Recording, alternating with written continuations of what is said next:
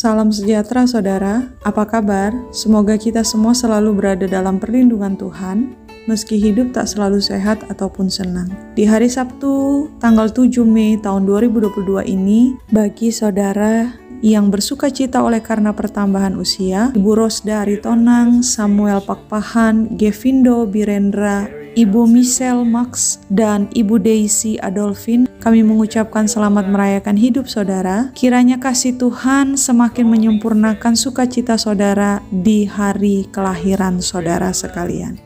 Kini tiba saatnya kita akan merenungkan firman Tuhan. Maka mari saudara, lebih dahulu kita berdoa.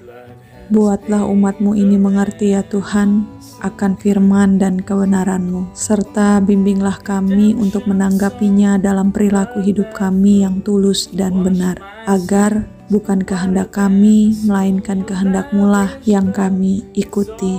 Amin.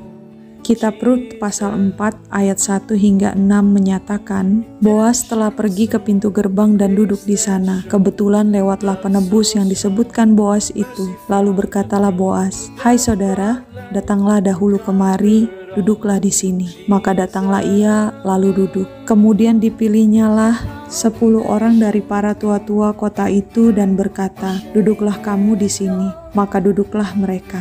Lalu berkatalah ia kepada penebus itu, "Tanah milik kepunyaan saudara kita Elimelek hendak dijual oleh Naomi yang telah pulang dari daerah Moab. Jadi pikirku, baik juga hal itu kusampaikan kepadamu sebagai berikut. Belilah tanah itu di depan orang-orang yang duduk di sini dan di depan para tua-tua bangsa kita. Jika engkau mau menebusnya, tebuslah. Tetapi jika engkau tidak mau menebusnya, beritahukanlah kepadaku supaya aku tahu, sebab tidak ada orang yang dapat menebusnya kecuali engkau, dan sesudah engkau aku." Lalu berkatalah ia, "Aku akan menebusnya." Tetapi kata Boas, "Pada waktu engkau membeli tanah itu dari tangan Naomi, engkau memperoleh Rut juga, perempuan Moab, istri orang yang telah mati itu, untuk menegakkan nama orang itu di atas milik pusakanya." Lalu berkatalah penebus itu, "Jika demikian, aku ini tidak dapat menebusnya, sebab aku akan merusakkan milik pusakaku sendiri. Aku mengharapkan engkau menebus apa yang seharusnya aku tebus, sebab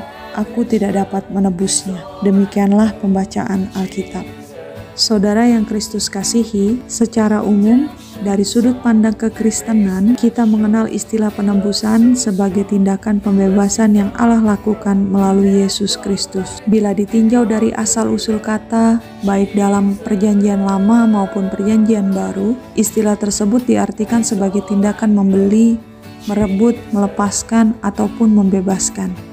Namun dalam kitab Rut, makna penebusan sedikit berbeda, sebab penebusan itu terjadi melalui dinamika para tokoh yang menyatu dalam aksi solidaritas dan tanggung jawab sebagai keluarga. Dinamika keluarga menjadi jalan masuk bagi Allah untuk memperlihatkan tentang gambaran pribadi dirinya yang ada dalam diri Boas, yang berani menanggung resiko demi untuk menebus seseorang yang lemah, berani menanggung resiko demi menunjukkan kepeduliannya kepada umatnya. Sekarang, bagaimana dengan kita?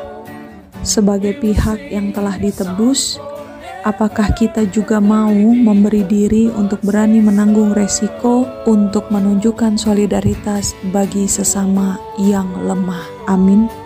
Mari saudara, kita berdoa.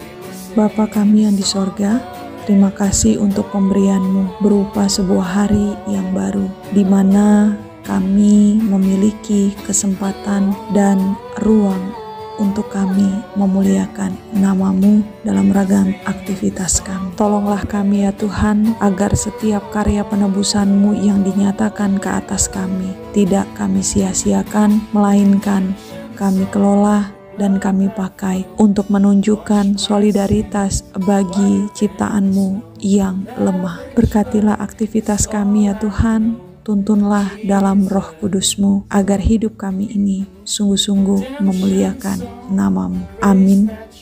Semangat berakhir pekan saudara, jaga sehat guna saling melindungi. Tuhan memberkati.